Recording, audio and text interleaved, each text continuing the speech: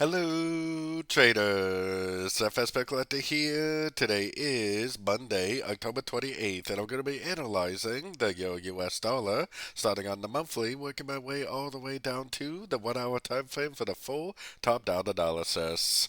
But first, don't forget to check out my website, fxpipcollector.com, if you'd like to get access to my swing trade signals, my daily members-only live streams on Zoom, and my 34 video trading course are included for only $30 per month. So anyways, on the euro dollar, it's been a very, very, very weak move to the downside, very strong to the downside, as you can see. At this point, it probably is going to end up going down and retesting these lows before we do get that bigger move to the upside. So taking it down to the weekly time frame. On the weekly time frame, it kind of looks like it's making a double three pattern, 1, 2, 3 down. 1, 2, 3 up. Usually that either leads to 1, 2, 3 down for like a WXY, or it ends up leading to 5 waves down for more like a flat pattern.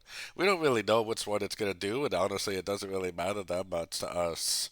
Going down to the daily time frame, the trend is definitely still down on the daily. We still do not have that breaker structure to the upside, so the trend is down. I would still say that this move down is either an A of like a WXY, so like an A of a wave Y, or this is a wave 1. Either way, it's not proven to be over, and we should seriously still be looking for shorts on shorter time frames. Going down to the 4 hour time frame, this line right here represents the US election, which is actually only a little over a week away, so that is going to be a pretty big deal for the markets for sure. So for me, this structural level right here is still the level that I would be looking for. Until this level actually breaks, I'm still primarily only looking for shorts on shorter time frames, because the trend is your friend, and this thing could easily just keep on trending down. So let's take it all the way down to that 1 hour time frame. On the 1 hour time frame, like I was just explaining, until this actually breaks this 4 hour to 8 hour time frame structure level, the trend is definitely still down.